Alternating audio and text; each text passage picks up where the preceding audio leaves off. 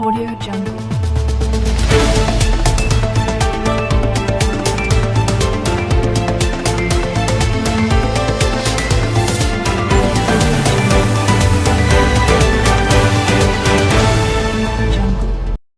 Hammaga salom, sizlar bilan Bay YouTubers. Bizning bugungi mehmonimiz Your Daily. Hammaga hi. Sizlar bilan YouTuber Daily Blins. Bizning ko'rsatuvimizga xush kelibsiz va bugun sizga savollarni berib o'tishga harakat qilamiz. Bizning birinchi savolimiz, siz o'zingizning nikingizni qayerdan o'ylab topgansiz? Ya'ni o'ylashingizga kim yordam bergan?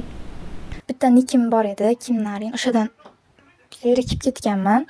Bitta nik o'ylab topishim kerak edi, baribir bitta nikname o'ylab topishim kerak edi. Keyin hayolimga Daily kelgan, keyin Blins bilmadim.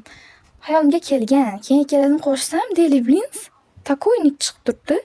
Keyin bosib o'rganman o'sha nikni. Siz menimcha juda ham yaxshi tanlov qilgansiz.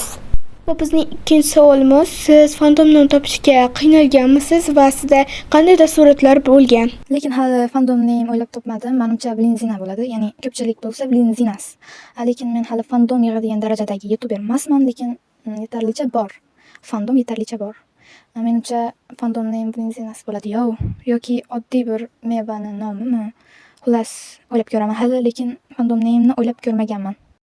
Biz albatta sizga fandomni topishga yordam berishga harakat qilamiz. Va bizning uchinchi savolimiz, sizning eng yaxshi ko'rgan YouTuberingiz? Eng yoqtirgan YouTubermi? Bilmadim. Eng yaxshi ko'rgan, yoqtirgan YouTuberim hali yo'q. Endi bizning keyingi, ya'ni 4-chi savolimiz, sizning YouTube'dagi eng yaqiningiz? YouTube'dagi eng yaqinim bu Ruby's Girl, lekin yaqinlarim ko'p. Ruby's Girl, Deyons, Leon Veli, Fanboydan David ham bor. O'sha 5 talasi tanishlarim juda ham ko'p, lekin yaqin olganlarim mana. Va bizda va nihoyat 5-savol.